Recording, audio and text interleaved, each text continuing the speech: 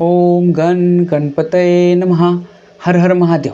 सर्व बंधू भगिनींना श्रीयुत गणेश लक्ष्मी अशोक सांडगे यांचा नमस्कार. प्रिय बंधू भगिनींनो, शेअर बाजार गणेशवाणी चॅनलद्वारा सर्व बंधू भगिनींना गुंतवणूक साक्षर करण्याचा माझा हेतू आहे. तरी ज्या बंधू भगिनींना शेअर बाजार गुंतवणुकीतून श्रीमंत होण्याची मनापासून इच्छा आहे, शेअर बाजार गुंतवणुकीचे ज्ञान मोफत हवे आहे, अशा बंधू भगिनींनी अजूनही आपले चॅनल सबस्क्राईब केलेले नसल्यास लगेच करून बेल आयकॉन म्हणजेच घंटीचे बटन दाबावे ही विनंती. प्रिय बंधू भगिनींनो, शेअर बाजार गुंतवणुकीतून यशस्वी गुंतवणूकदार होण्यासाठी सर्वात पहिली पायरी असती ती म्हणजे उत्तम कंपनीची निवड. परंतु मित्रांनो, आपल्या संपूर्ण शेअर बाजारात सुमारे 5,500 कंपन्या आहेत आणि 5,500 कंपन्या जरी असल्या तरी सर्वच कंपन्या ह्या गुंतवणुकीसाठी उत्तम नसतात, तर काही कंपन्या गुंतवणुकीसाठी अयोग्यसुद्धा असतात. परंतु मित्रांनो, कोणतीही कंपनी गुंतवणुकीसाठी योग्य आहे, अयोग्य आहे की उत्तम आहे हे ठरवण्यासाठी आपल्याला हव्या असलेल्या कंपनीचा प्रॉपरली अभ्यास करणे गरजेचे असते. परंतु तो अभ्यास करण्यासाठी आपल्या सर्वच बंधू भगिनींना वेळ मिळेलच असे नाही. तर ही गरज ओळखूनच मी आपल्या संपूर्ण शेअर बाजारातील मार्केट कॅपिटलनुसार बलाढ्य कंपन्यांची तसेच आपले बंधू भगिनी ज्या कंपन्यांची नावे कमेंट करतील अशा कंपन्यांच्या अभ्यासाचे मी क्रमशः व्हिडिओ बनवत आहे. तर त्या व्हिडिओत काय असतं, त्या व्हिडिओत त्या कंपनीच्या अभ्यासाचे 6 मुद्दे असतात व त्या 6 मुद्द्यांवरून ती कंपनी सध्या गुंतवणुकीसाठी योग्य, अयोग्य की उत्तम व का असा निष्कर्ष असतो. म्हणजे थोडक्यात काय तर आपल्या चॅनलवरील कोणत्याही कंपनीचे अभ्यासाचा व्हिडिओ पाहिल्यास आपल्या बंधू भगिनींना त्या कंपनीत सध्या रक्कम गुंतवावी की न गुंतवावी याचा एक आत्मविश्वास प्राप्त होतो. मित्रांनो, एक 4 ते 5 दिवसापूर्वी मी HDFC बँक ह्या कंपनीच्या अभ्यासाचा व्हिडिओ बनवला होता. तर त्या व्हिडिओत एका बंधूंनी कमेंट केली होती की तुम्ही वेदांता ह्या कंपनीच्या अभ्यासाचा व्हिडिओ बनवा. तर त्यानुसार आज आपण वेदांता ह्या कंपनीच्या अभ्यासाचा व्हिडिओ बनवत आहोत. तर तो व्हिडिओ संपूर्ण पहा किंवा ऐका ही विनंती. तर प्रिय बंधू भगिनींनो, कोणत्याही कंपनीचा अभ्यास करताना 6 मुद्दे पाहणे गरजेचे असतात. परंतु ते 6 मुद्दे पाहण्या अगोदर सर्व कंपन्यांसाठी एक कॉमन मुद्दा पाहणे गरजेचा असतो, तो म्हणजे एकूण मार्केटची स्थिती. मित्रांनो, आज दिनांक आहे 14 जुलै 2026 आणि आज आपला निफ्टी निर्देशांकाचा अंक 24,052 अंक ह्या अंकाला क्लोज म्हणजेच बंद झालेला आहे. परंतु मित्रांनो, आपल्या निफ्टी निर्देशांकाचा 52वी खाय अंक जर बघितला तर तो होता 26,373. म्हणजे थोडक्यात काय तर आपला निफ्टी निर्देशांक हा सध्या म्हणजे आज 52वी खाय अंकापासून किंवा ओव्हरऑल हाय अंकापासून आज सुमारे 2321 अंकांनी खाली आहे. म्हणजेच काय तर आपले एकूण शेअर मार्केट हे सध्या 52वी खाय अंकापासून म्हणजे 52वी खायपासून सुमारे 8.80% इतके खाली आहे. म्हणजे थोडक्यात काय तर सध्या युद्धजन्य परिस्थिती आहे, तसेच निगेटिव्ह बातम्या आहेत, जागतिक मंदीचे वातावरण आहे, तरीही आपले शेअर मार्केट आत्ता 52वी खाय अंकापासून फक्त 8.80% इतकेच खाली आहे. आणि मित्रांनो, मंदीचा विचार जर केला तर आपले शेअर मार्केट हे म्हणजे जागतिक मंदीच्या काळात म्हणजे 2008 साली एक जागतिक मंदी आलेली, 2020 साली कोरोनाच्या काळात एक जागतिक मंदी आलेली, तेव्हा आपले शेअर मार्केट हे 52वी खाय अंकापासून सुमारे 40 ते 50% इतके खाली आले होते. त्या मानाने आपले शेअर मार्केट हे आत्ता हायच्या आसपासच आहे, 8.80% एवढेच खाली आहे. तर मित्रांनो, असो, आता आपण वेदांता ह्या कंपनीच्या अभ्यासाचे 6 मुद्दे पाहू. मित्रांनो, लक्षात घ्या, कोणत्याही कंपनीचा अभ्यास करताना सर्वात पहिला मुद्दा पाहणे गरजेचे असते, तो म्हणजे त्या कंपनीचे नाव व सेक्टर. तर आज आपण ज्या कंपनीचा अभ्यास करणार आहे त्या कंपनीचे नाव आहे वेदांता. आणि वेदांता ही कंपनी मित्रांनो मेटल नॉन फॅरस ह्या सेक्टरमधील आहे. मित्रांनो, वेदांता ह्या कंपनीसारखेच काम करणाऱ्या इतर स्पर्धक कंपन्या जर बघितल्या तर त्या आहेत Hindustan zinc, Hindalco, Hind copper, Gravita India, Jain resource, CMR greentech, Ramratna. तसेच मित्रांनो, वेदांत ह्या कंपनीसारखेच काम करणाऱ्या ह्या स्पर्धक कंपन्या आहेत. तशाच अजूनही भरपूर स्पर्धक कंपन्या आहेत. यापैकी कोणत्या कंपनीच्या अभ्यासाचा व्हिडिओ हवा असेल किंवा आपल्या एकूण शेअर मार्केटमधील कोणत्याही कंपनीच्या अभ्यासाचा व्हिडिओ हवा असेल तर तो व्हिडिओ आपण आपल्या चॅनलवर आधी बनवला आहे का हे पहा. आणि जर बनवलेलं नसेल तर तुम्ही त्या कंपनीचे नाव कमेंट करा. मी त्या कंपनीच्या अभ्यासाचा सुद्धा व्हिडिओ बनवेन. मित्रांनो, कोणत्याही कंपनीचा अभ्यास करताना दुसरा मुद्दा पाहणे अत्यंत गरजेचे असते. तो म्हणजे त्या कंपनीच्या शेअरची करंट व्हॅल्यू. करंट व्हॅल्यू म्हणजे काय तर चालू किंमत. मित्रांनो, आज दिनांक आहे 14 जुलै 2026 आणि आज वेदांता ह्या कंपनीचा एक शेअर्स 267 रुपये ह्या किमतीला क्लोज म्हणजेच बंद झालेला आहे. मित्रांनो, कोणत्याही कंपनीचा अभ्यास करताना तिसरा मुद्दा पाहणे अत्यंत गरजेचे असते. तो म्हणजे त्या कंपनीच्या शेअरची 52 वीक म्हणजे सुमारे 13 महिन्यातील जास्तीत जास्त किंमत व 13 महिन्यातील कमीत कमी किंमत म्हणजेच 52 वीक हाय लो. तसेच त्या कंपनीची मागील 5 वर्ष 10 वर्ष त्याहून अधिक अशी हिस्टॉरिकल प्राईस. तर मित्रांनो, कोणत्याही कंपनीचा अभ्यास करताना तिसरा मुद्दा पाहणे गरजेचे असते. तर त्यामध्ये वेदांता ह्या कंपनीचे 52 वीक हाय किंमत जर बघितली तर ती होती 795 रुपये व 52 वीक लो किंमत जर बघितली तर ती होती 266 रुपये. आणि मित्रांनो, किमतीच्या बाबतीत असेच 2 वर्ष मागे गेल्यास ह्या कंपनीचा एक शेअर्स 452 रुपयाला मिळत होता. किमतीच्या बाबतीत असेच 5 वर्ष मागे गेल्यास ह्या कंपनीचा एक शेअर्स 206 रुपयाला मिळत होता. मित्रांनो, किमतीच्या बाबतीत असेच 10 वर्ष मागे गेल्यास ह्या कंपनीचा एक शेअर्स 61 रुपयाला मिळत होता. आणि मित्रांनो, किमतीच्या बाबतीत 10 वर्षाहूनही अधिक मागे गेल्यास 2000 साली ह्या कंपनीचा एक शेअर्स फक्त 1 रुपयाला मिळत होता. मित्रांनो, कोणत्याही कंपनीचा अभ्यास करताना चौथा मुद्दा पाहणे अत्यंत गरजेचे असते. तो म्हणजे त्या कंपनीचं मार्केट कॅपिटल म्हणजेच बाजार भांडवल. मित्रांनो, बाजार भांडवल म्हणजे काय तर त्या कंपनीच्या शेअरची करंट व्हॅल्यू गुणिले त्या कंपनीची शेअर बाजारात असलेल्या सर्व शेअरची संख्या. थोडक्यात काय तर आपण ज्या कंपनीचा अभ्यास करतोय त्या कंपनीची शेअर बाजारात असलेले सर्वच्या सर्व शेअर्स जर आत्ता करंट व्हॅल्यूला विकले तर ती किंमत किती होईल. त्या किमतीला त्या कंपनीचे मार्केट कॅपिटल म्हणजेच बाजार भांडवल असे म्हणतात. तर मित्रांनो, वेदांता ह्या कंपनीचे आजचे मार्केट कॅपिटल जर बघितले तर ते आहे 10,04,681 करोड रुपये. मित्रांनो, ह्या कंपनीचे मार्केट कॅपिटल बऱ्यापैकी अधिक आहे. मित्रांनो, कोणत्याही कंपनीचा अभ्यास करताना पाचवा आणि अत्यंत महत्त्वाचा मुद्दा पाहणे गरजेचे असते. ते म्हणजे त्या कंपनीला मागील 5 वर्षात नफा झाला आहे की तोटा झाला आहे व तो किती झाला आहे हे पाहणे. मित्रांनो, हा मुद्दा अत्यंत महत्त्वाचा असतो. मित्रांनो, वेदांता ह्या कंपनीचं 2026 सालचं मार्केट म्हणजेच 2026 साली ह्या कंपनीचा प्रॉफिट लॉस जर बघितला तर ह्या कंपनीला 2026 साली 12,485 करोड रुपयाचा नेट प्रॉफिट म्हणजेच निव्वळ नफा झालेला आहे. मित्रांनो, 2025 साली 20,534 करोड रुपयाचा नेट प्रॉफिट झाला होता. 2024 साली 7,537 करोड रुपयाचा नेट प्रॉफिट झाला होता. 2023 साली 14,506 करोड रुपयाचा नेट प्रॉफिट झाला होता. 2022 साली 23,709 करोड रुपयाचा नेट प्रॉफिट म्हणजेच निव्वळ नफा झाला होता.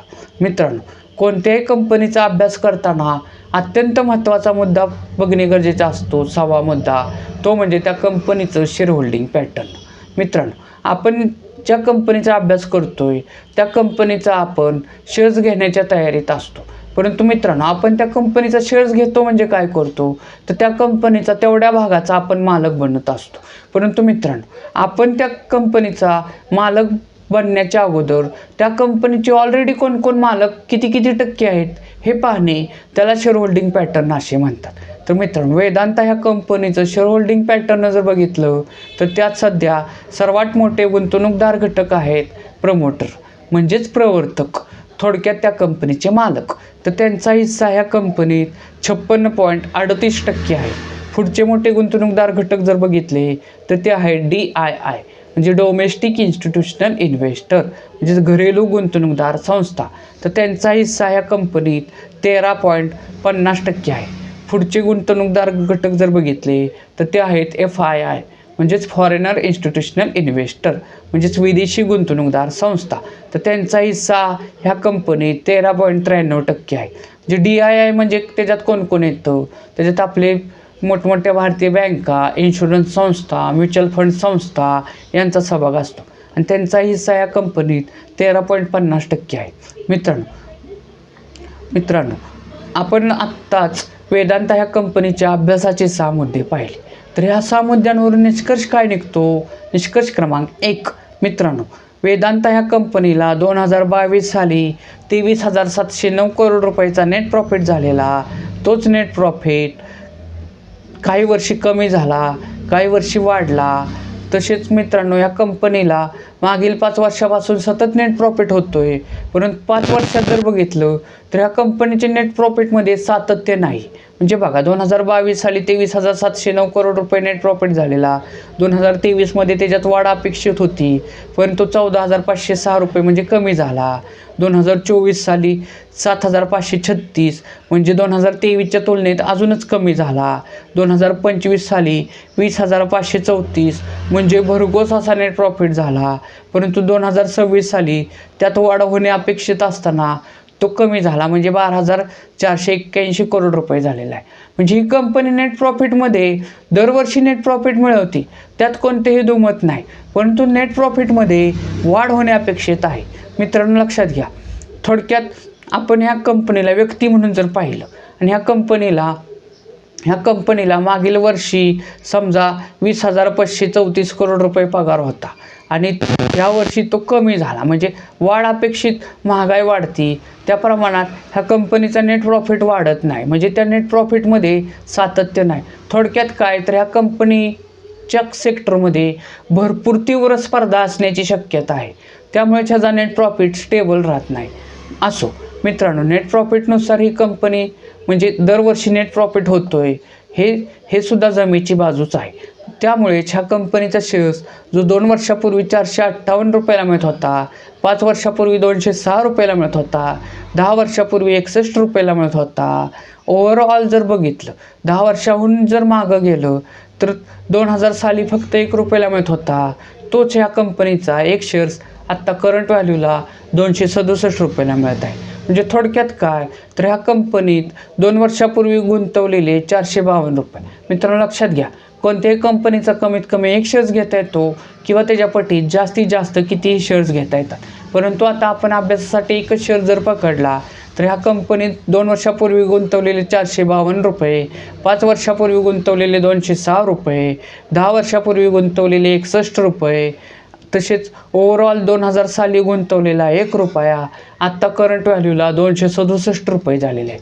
म्हणजेच काय, तर ह्या कंपनीनं नेट प्रॉफिटमध्ये जशी वाढ दाखवल्या त्याच प्रमाणात शेअरच्या किमतीतसुद्धा वाढ घट दाखवलेली आहे. 2 वर्षापूर्वीची किंमत होती 458 रुपये आणि त्या मानानं आत्ता तो 267 रुपयाला मिळत आहे.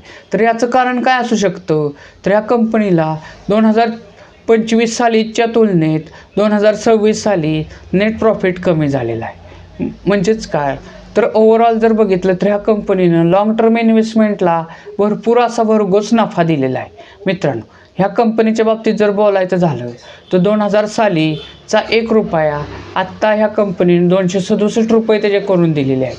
आणि मित्रांनो म्हणजेच काय, तर ह्या कंपनीनं 267 पट एवढा रिटर्न्स 2000 सालापासून आत्ता दिलेला आहे.